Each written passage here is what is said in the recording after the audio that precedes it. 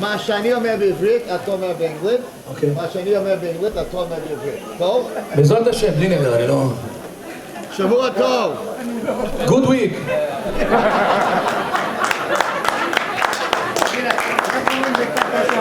Hanukkah Someach. Happy Hanukkah. Okay. All right, your job's over. תודה רבה לך. Thank you, thank you. קצת באנגלית, בעזרת השם. Give him a round of applause. He's amazing. Unbelievable. הוא אמר שאני האדם הכי יפה בעולם. תודה רבה, תודה רבה. Thank you. Turn it off. No, I don't use mic. Okay, I'm not going to talk with a microphone, because I have one inside. I don't need a microphone. You're all going to hear me. So when I first spoke Thursday night, I realized that people who speak Ivrit, when I speak English, you first have to translate it in your head from English to Ivrit. So I lose a second. Now if I have a mic, I'm going to lose 2 seconds. And then I'm going to be way ahead of you. So I'm not going to use the mic. But I want to talk tonight a little bit about what we read today in the Torah, Parshas Vayeshev. I want to talk about Yosef HaTzadik, because Yosef HaTzadik went through something that a lot of us in this room have gone through too. And if we can learn from him how he handled it, then maybe we'll be able to handle it. So Yosef HaTzadik was Yaakov Avinu's favorite son. And he was very careful not to hurt the feelings of the Bnei Zilpav and Bnei Bilah. The other brothers said to them, "You are not really part of us. You are the children of maidservants." Yosef HaTzadik went running to his father and said, "Abba, the brothers are not treating them correctly." So the brothers hated him. And the pasuk says very clearly, Vayisnu oso, the brothers hated Yosef. Vayikanu oso, they were jealous of him. He felt very much like an outsider. They didn't like him. He was not accepted. One of the hardest things in life for anybody is to feel unaccepted. I taught for 30 years Israeli children in Brooklyn, in Mill Basin. Most of the 310 children that were in yeshiva were Israelis. They felt unaccepted because they weren't American. In Israel, in Ramat Beit Shemesh, there are many children on the street doing drugs, not in school. These children are American Israelis. The reason that they're not in school, because they feel not accepted. They're not Americans because they're in Israel. They're not Israelis because they speak English and they're Americans. So they feel that they don't belong. Sometimes Balei Tshuva feel unaccepted. They feel that the rest of Klal Yisrael doesn't look at them the same. One of the biggest tests for a Balei Tshuva is that he feels different. We don't like to feel different. We want to be accepted by people, by our parents, by our husbands and wives, by our children. Everybody wants to be part of something. Yosef HaTzadik felt he was a part of nothing. His brothers didn't want to talk to him. Says the Torah, "V'lo yachol ledabra l'shalom." They could not talk to him peacefully. So he felt very unaccepted. And his father told him to go to see his brothers. Maybe he can make peace. Go to your brothers and tell them that you came to find out how they are. and he got lost. Vayimtze'ehu ish, and a malach, Gabriel, found Yosef. V'hinei toya basadeh, he was lost. Vayisha'elu ha'ish, and the malach asked him, Ma tevakesh, what do you want? The rabbis asked two big questions on this pasuk. Number one, when someone's lost in Los Angeles, you don't ask him, what do you want? You ask him, where are you going? And he says, I'm going to Pico. I don't know where it is. Okay, I'll show you how. If he was lost, why did the malach ask him, what do you want? He should have asked him, where are you going? Question number two. It says that the malach found him and he was lost. First you get lost and then you get found. You don't get found and then you are lost. It's in the wrong order. And the answer is that the malach saw that Yosef was very lost, but not in direction. He asked him, what do you want? Ma tevakesh, a young 17-year-old boy. He asked him not where you going. He knew, he's an angel. He knew where he was going.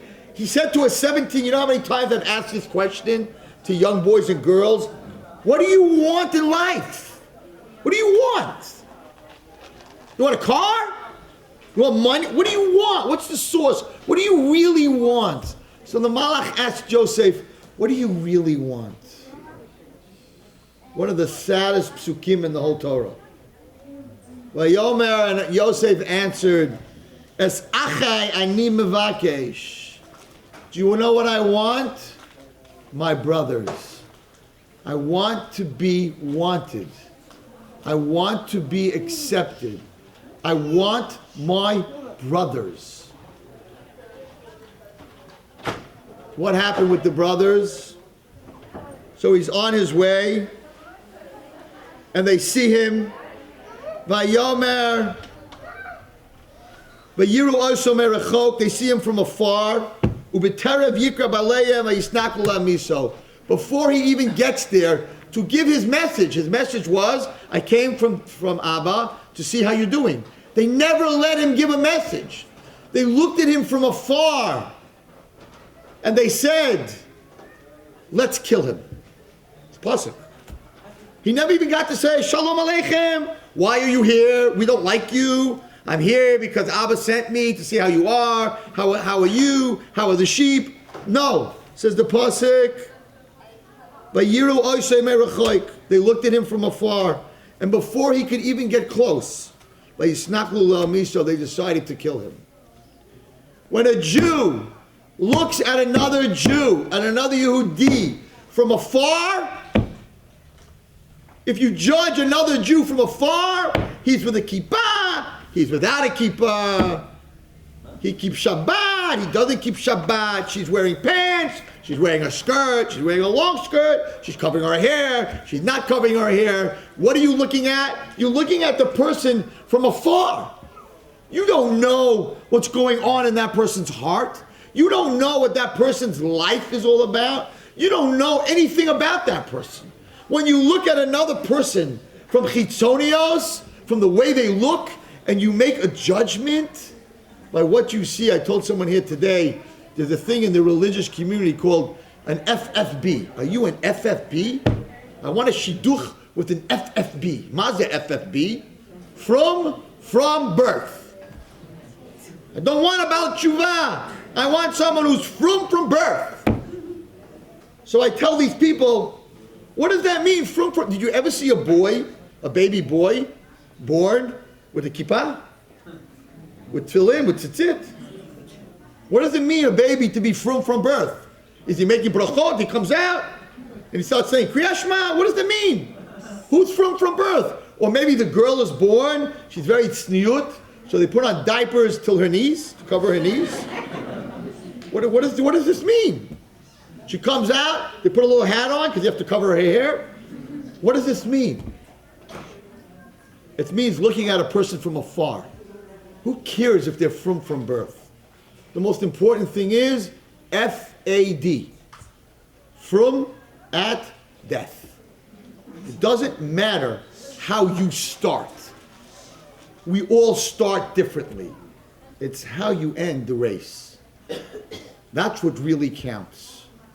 Says the pasuk that the brothers looked at him from afar. And when you look at another Jew and you make a judgment by what you see, he has a beard, he doesn't have a beard, he is a rabbi, he's not a rabbi, I am the greatest example of that. Because I can get away with no one knows that I'm a rabbi because he walks in, he's got a beard. I don't have a beard. I'm a spy. I'm a rabbi spy. So, and I deal with kids who are not on the derech, who are totally off the derech. I have a school for girls, we're going to talk about it, right, who went through crazy abuse. Most of them are not Shomer Shabbat. Most of them are in a very bad place. They're self-mutilating. They try to commit suicide. They're on the streets. They're in a very, very, very bad place. And one of their biggest complaints is that all the Jews, they judge them. They're always being judged because they don't get dressed tzniut. They don't talk. They smoke outside of school. So all the other people walk by. Stay away. Very bad girls. They're like, I'm not a bad girl. Somebody hurt me when I was 8 years old. I'm not a bad girl. You would be a worse girl than me. And they're very upset that everybody judges them. So I tell them, you're judging everybody that everybody judges you. You're just as bad as everyone else. I don't judge you. People in this room are not judging you. You're judging all the religious people that we judge you. And the truth is that if I walked into a room and a rabbi with a long beard walked into the room and you never met me and somebody would say, oh, that's Rabbi Wallerstein, you would all look at the man with the beard. Why? Because we look from afar. We look at chitzoniot. We look at what we see, but we have no idea what's really going on inside. And that's what the brothers did. And therefore they took Yosef and they threw him, as we know, into a hole and sold him down to Mitzrayim, as I spoke today, into the worst place that a human could ever be sent. And all he wanted was that his brothers should accept him. Now when they come down to Mitzrayim, so the Torah says, when they came down to Mitzrayim, and it's an interesting pasuk, that he recognized them. But they did not recognize him. And then the Torah says again, Vayar Yosef es Echav. Yosef saw his brothers. Vayakirein. He recognized his brothers. And the next pasuk says, Vayakir Yosef es Echav. Again, he recognized his brothers. Vehem lo hikiruhu. But his brothers did not recognize him. Why does the Torah repeat it? Because the Torah is talking to all of us in this room. The Torah is saying, how is it possible that he recognized his brothers, but his brothers didn't recognize him? All of Chazal, the Medrash, it's brought down in all the Sfarim, that Yosef looked exactly like Yaakov. They looked like brothers. When Yosef left, he was 17 years old. He did not have a zakan. He did not have a beard. He was only 17 years old. Now it's 22 years later. He has a long beard. If he has a long beard and he looks like Yaakov, when they looked at him, they were looking at their father. So the Torah says, he recognized them, Vehem lo hikiruhu. How is it possible that his brothers didn't recognize him? They were looking at their father. Same face, long beard. How could they not say, Yosef? It has to be Yosef. So the Medrash says, no, it's not from Hashem. No. Listen to why they didn't recognize them. What? Oh, of course they looked at him. They all looked at him. They went in front. They talked to him. They looked at him. He asked them if they're spies. He had a beard. So if he has a beard, now he looks like his father. So they should have recognized him. They thought he died, right? So, right, so if you thought somebody died and then all of a sudden you're looking at him and he looks exactly like your father, you're like, oh my gosh, you didn't die. And they didn't think he died. They didn't think he died. They sold him. Why should he die? Why should he die? They sold him. They didn't think he died. So, and then they took him out and they sold him to Mitzrayim. Reuven, so you have to know the pasuk. Reuven came back, that he was gone. Why was he gone? Because they sold him to Mitzrayim. So he was in Mitzrayim. So the Medrash says that when the brothers came down to Mitzrayim, they went to look for their brother Yosef. You know where they went to look for him? In the streets of the prostitutes, says the Medrash. They went to the Beis Zonot. Why did they go to the Beis Zonot? Because he was very beautiful. He was very good looking. So they figured, if he's in Mitzrayim, right, and he's so pretty boy, then he must be in the Beis Zonot. So they went through all the streets of the Zonos. Do you have a boy? You have a boy here? Do you have a boy here? A Jewish boy? Any boy? They could not find him. This is a very big lesson, and this is a lesson for all the parents in here, and this is a lesson as a Rebbe, as a teacher. If you're looking for someone, if your picture of what someone is a Beis Zonos, then when he's the king and you look at him, you do not recognize him. And it has to do with you. When you look in the mirror, when you look at yourself and you don't believe in yourself and you don't think you can do anything great, then you will not recognize your potential. I'll tell you a story that will prove this to you.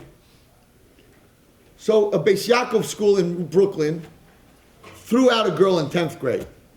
She was talking to boys, she was doing bad things. They threw her out of school. She ended up in the street. For 2 years, she was in the street. We found her.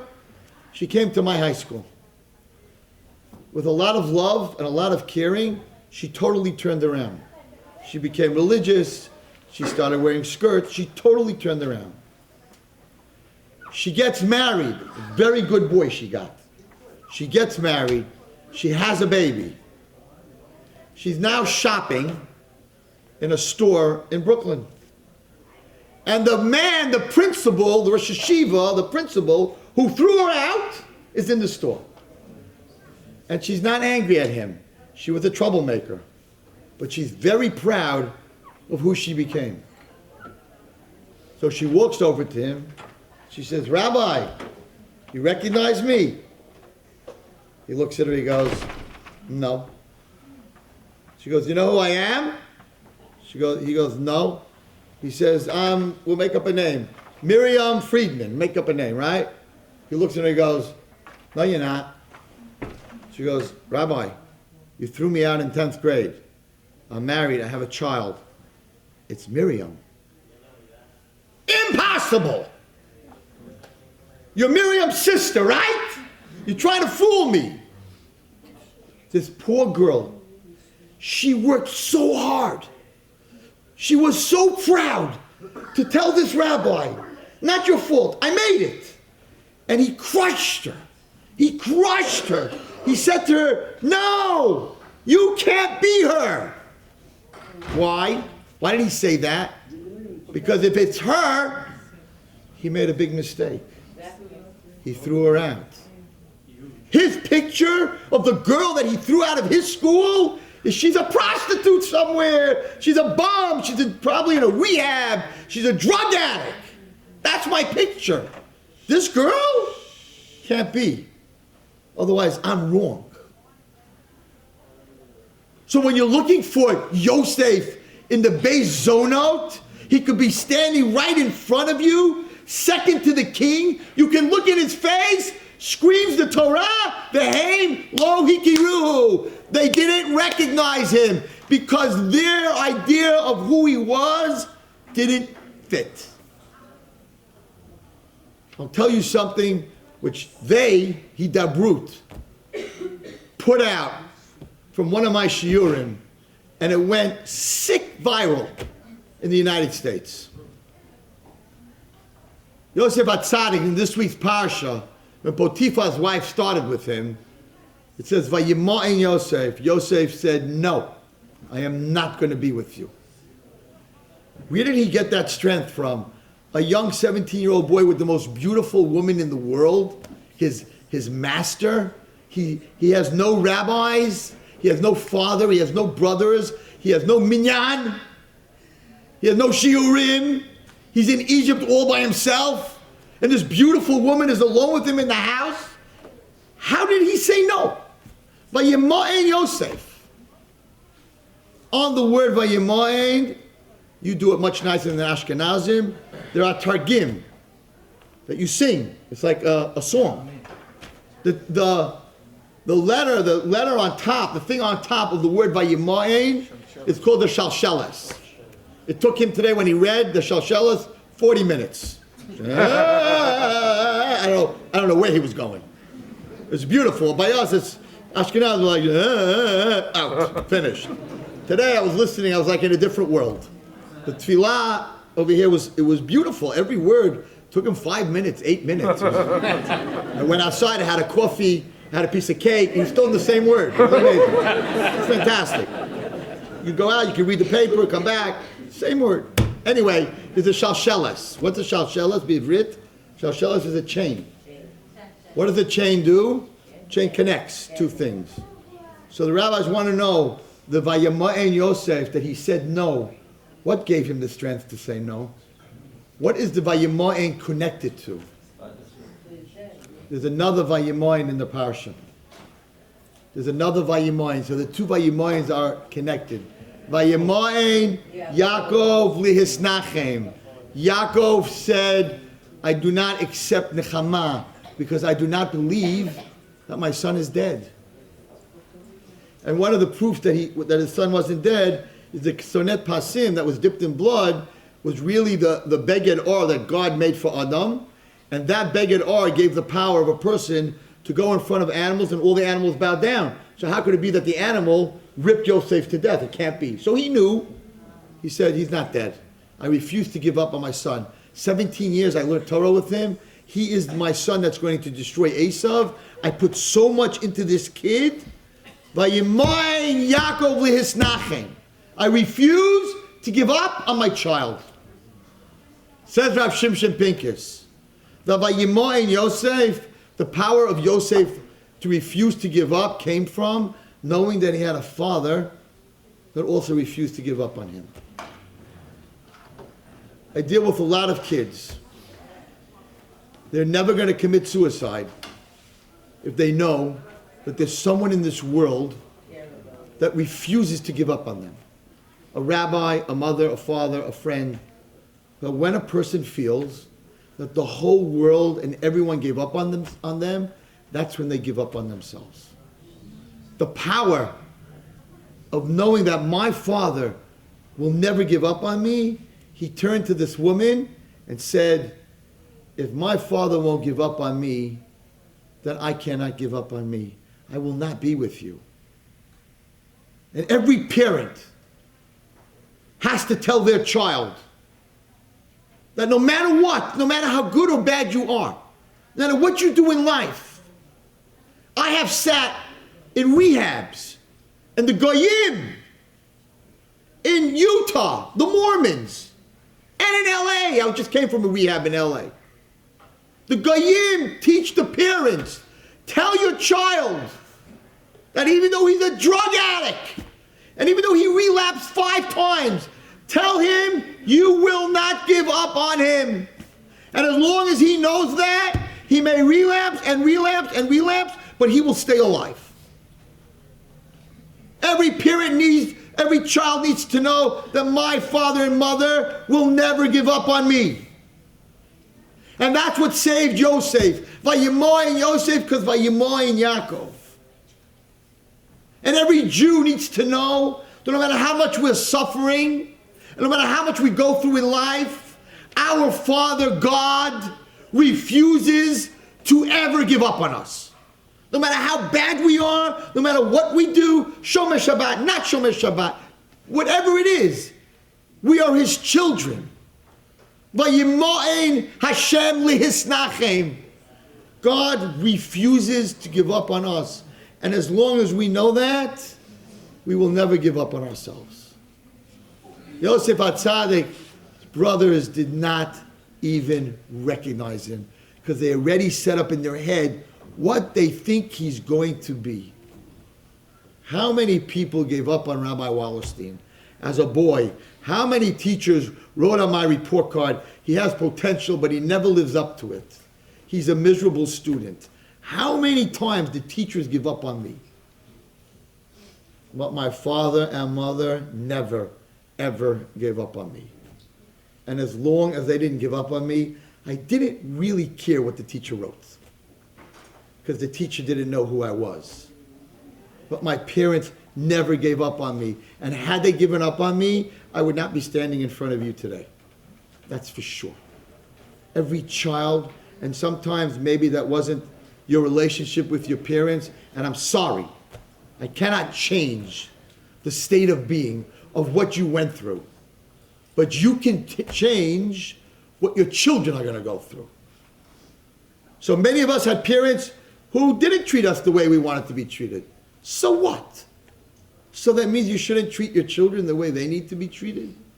This is a generation that needs love. This is a generation that needs to hear from their parents that no matter what you do or what you get on your report card or what you get on your test or you fail or you pass, it's not about life.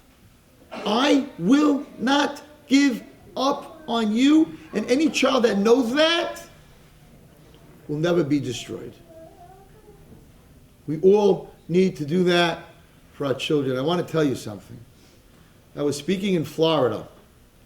I was speaking before Mincha to a group like this, and I was speaking over my time, and a few people came into the back. They came to daven Mincha, and they heard the end of my speech. And this man came over to me. I knew who he was. Very, very famous, wealthy Jew.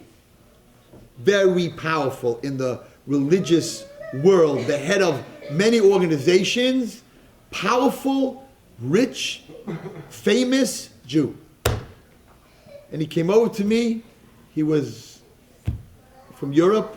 Well, actually, his mother was from Europe. And he says to me, of old man, very old man. He says, Rabbi Wallerstein, you don't even know what you just said. So I don't know if he was angry, he wasn't angry, I don't know exactly what he's going to say. He said, let me tell you the story of me and my mother. It's an older man. He says, my mother had 8 children before the Holocaust. They killed all her children and her husband. She lost everything. She came to America and she met my father, his father. And they got married and they had me. I'm a ben yachid. I'm the only child. Rabbi Wallerstein, my mother never said she loved me. He said when I was a teenager, I went to my father and I said, why doesn't Ima, Mommy, ever say I love you to me? And he said, listen to me. Your mother loves you, but you don't understand. Your mother had a family before you. And they killed them all in front of her. She's scared it's going to happen again. So she doesn't want to get so close to you and lose you too. But I'm your father. I'm telling you that she loves you very much. And he said, Rabbi Wallerstein, I never brought it up again. I understood what my father said, but I missed it very much. 3 days before she died, he's an older man. He's sitting in her hospital room. And she calls him over. She says, Moshe, Kimdu, Moshe, come here. I want to tell you something. He said, Rabbi Wallerstein, my heart was beating. Finally, she's going to tell me that she loves me. She's on her deathbed.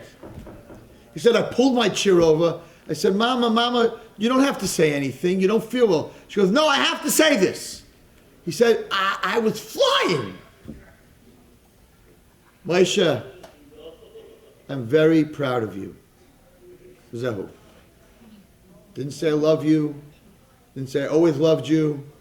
I'm just very proud of who you became. And she died. She never said another word to him. That was the last word she said to him. And she died. He said, Rabbi Wallerstein, you know who I am? I said, sure, I know who you are. He said, there was one day in my business that we flipped 2 buildings in Manhattan and made over $120 million on that deal. I thought that was the best day of my life.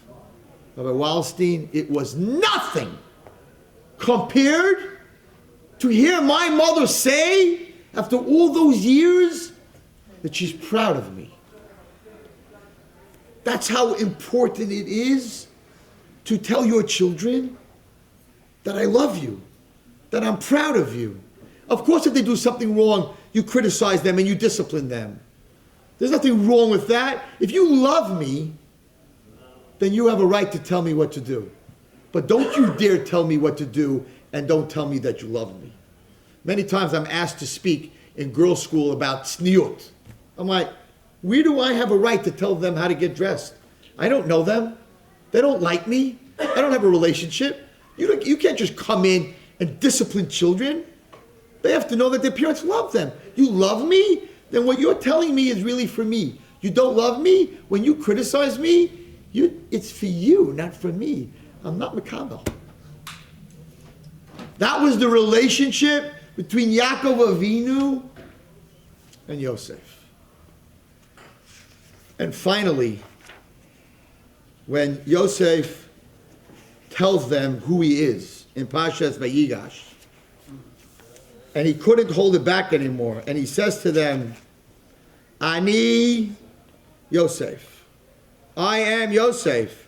Ha'od Avichai. Is my father still alive? He should have said, Ani Yosef. Ha'od Avinu Chai. Our father. He was giving them very big musar. He said, Ani Yosef. I'm Yosef. You were looking for me in all the wrong places. Yeah, I'm Yosef. I'm not in a base zona. I'm second in command of the world. Howard Avichai, is my father still alive? You see, you boys disconnected from me. You did not treat me like a brother, but Yaakov is my father. And if Yaakov is my father and you are not my brother, then he can't be your father. If he is my father and you are not my brother, then how could he be your father? He'd have to be my father and your father, otherwise it can't be. So he said, Oid Avichai. As long as I'm not one of you, then he's not your father, because I know that he's my father. And in the end, he told them, he was unbelievable, and I don't have time to go into the whole shir. In the end, he says to them, you think you sold me? You didn't sell me. Hashem wanted me to be here. It's a different shir. I want to tell you, and I'm going to show you something tonight that you never in your lives ever saw. And I decided to bring this with me because I think it's very important for all of us. So, I was a regular teacher, Israeli kids, not religious, 8th grade boys, 13, 14-year-old boys. I was very famous of being a storyteller. There was a place in New York, in Brooklyn, called Judah's Place. Judah's Place was after Jewish boys and girls came out of rehab, so we wanted to make sure that they wouldn't be on the street, because the biggest reason for relapse in drugs is when you take the person and you put them back into the drug environment. So the most important thing is to take them out of the drug environment. So the Jewish community in Brooklyn made a place with ping pong, pool, movies, television, couches for the kids who came out of rehab to come every night to chill. Girls and boys. Tisha B'Av night, they asked me if I could talk to these kids. Give them a story. Midnight, they finished all their television and everything. Rabbi Wallerstein, go talk to them. I never dealt with drug addicts. What am I going to tell a drug addict? I never did drugs. I was a hockey player. Saved my life. I didn't drink. I didn't do drugs. I just wanted to play hockey. I wanted to become a professional hockey player. So you can't, if you're a hockey player, you can't do drugs or drink, because if you're a little bit slow, you're a squash mosquito. Because everyone's trying to wipe you into the wall. So you have to be very fast and very sharp. So Baruch Hashem, I didn't smoke, I couldn't do anything. Sometimes things save you that you don't expect to save you. But I don't know how to say no. So Ezra Max, who's the head of this, he said, Rabbi, just come 12 o'clock, talk to them for 10, 15 minutes. Okay, I'll talk to them, I'll tell them a story. Now the rule on the street, when you deal with kids on the street, it works like this. The rabbi on the street meets the kids, I meet the kids. Whether it's boys or girls, there's always one leader who's not happy that the rabbi's there. So they challenge you. There's always, in the gang, there's one that's going to challenge you. If he wins or she wins the challenge and you look stupid, all the kids walk away, you lost them. But if you win the challenge, you got them all. You can do anything. If the rabbi beats the big mouth, you're the king. You're the man. It's the way it works.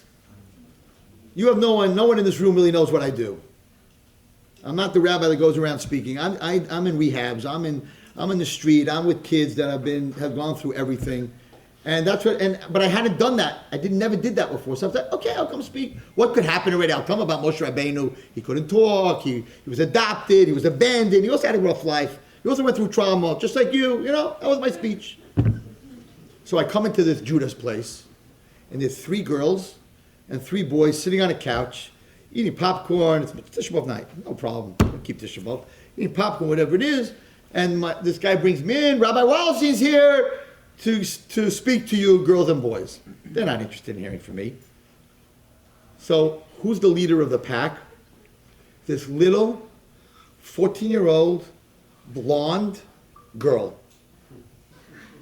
Tougher than anything you ever saw.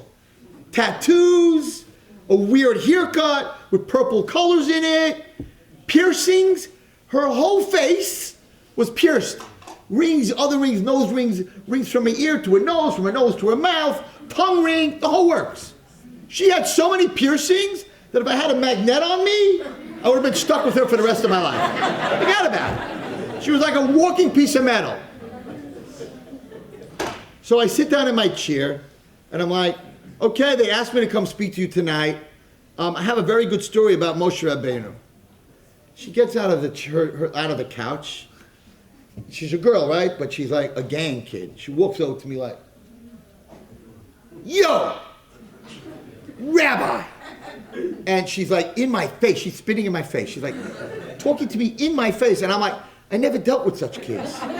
So I'm sitting there, I'm beginning to shake a little bit. I don't know what she's going to do. Maybe she's going to take a bite out of my ear. I don't know what she's going to do. She got all these piercings, and some of them are pretty sharp, sticking out like sharp. And as she's talking to me, she's got this tongue ring on, right? And the tongue ring's going up and down. I'm like, I never saw this. I'm a rabbi in a school, like, hello, like, go away. And then she did something I never, ever happened to me in my life. She says to me 4-letter words. Blank you! I'm not going to say the word, I'm in a shul, right? Blank you, Rabbi! Blank all you rabbis! Blank you Jews! Blank God! I never heard a 4-letter word with God, because if a guy would say that to me, I'd knock his head off. You curse my God? And she's in my face, and she's cursing Jews, rabbis, and God. And like, what are you going to do about it, man? And I'm like, huh? So in my head, I'm saying, Hashem, help. What do you tell someone like that? I never met such a thing. I never met such a person. I never met such a girl. I didn't know what to say.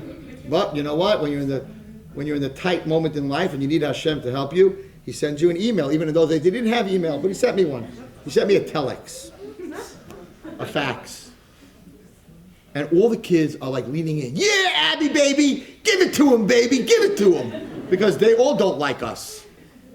And she's like, so what, man? And I'm like, you're amazing. I never met a girl like you, which was true. I didn't lie. Wasn't lying. She goes, blank, you amazing. What's amazing about me? I'm like, Abby, I came here tonight to prove to you 6 kids that there's a God. But you seem to have a relationship with him. You don't like him. You just cursed him like 5 times. But you didn't curse Martians or people from Pluto, because there aren't such things. You believe in Hashem. You don't like him. You hate him, but you believe in Hashem. I don't have to prove to you you're not an atheist, that there's a God. Abby, you sit down here and tell your friends, how do you know there's a Hashem? Turn the whole thing. Turn the whole thing on her. She's like, what are you saying? I'm like, let me say it to you a little slower. You hate God. Means you believe in God. You are way ahead of a lot of kids in my class. She's like, man, you playing with my mind? I said, me? I don't even know you yet. Why would I play with your mind? She goes, you are cool. You just turned the whole thing. I'm like, sit down. I got some stuff to tell you. I was supposed to speak from 12 to 12:15. I left at 5 o'clock in the morning. I sat till 5 o'clock in the morning with all those kids. And we're leaving Judah's place, and this little blonde girl looks up at me and says, Rabbi, what's your name, Wallerstein? You want to be my chavrusa? And I'm like, no. If you want to learn once in a while, maybe, but not a chavrusa. Anyway, so to make a long story short, my wife is here, she can tell you the story. To make a long story short, she came into my house. She came for Shabbat. We worked on her. I chased her around New York a couple of nights. It was a year where I got no sleep. Abby was very hard to work with. But I got her to take out all her piercings, except one. There was one piercing she would not take out, her tongue ring. And that was probably the most uncomfortable piercing for me, because every time I spoke to her, it was a tongue ring that had a smiley on it, a little smile. Every time I talked to her, I would see it jumping up and down, smiling at me. It's a very weird feeling. And my kids at the Shabbos table, my daughters, every time she said something to me, they would look in her mouth to see, ooh. I said, Abby, you're already almost religious. Take out the tongue ring. It's ugly. It gets infected. It's disgusting. And if you drink something cold, it probably gets very cold. I never had a tongue ring. I don't know. But just get rid of it. And she said to me something that was so scary. She said, Rabbi Wallerstein, you don't understand. This tongue ring is what makes me Abby. It makes me different. It makes me special. I wouldn't give up this tongue ring for anything in the world. She had no money whatsoever. I said, I will give you $500. And I had the money on me. I put it out in front of her face. This $500 is yours. Give me the tongue ring. She said, Ralph, if you gave me $1 million, I'm not giving up my identity. This is who I am. She wouldn't give it up. I met her on Tisha B'Av. A year later, Simchat Torah. She was by my house. We finished in the shul, in the Beit Knesset, and we're walking home. And that tongue ring just made me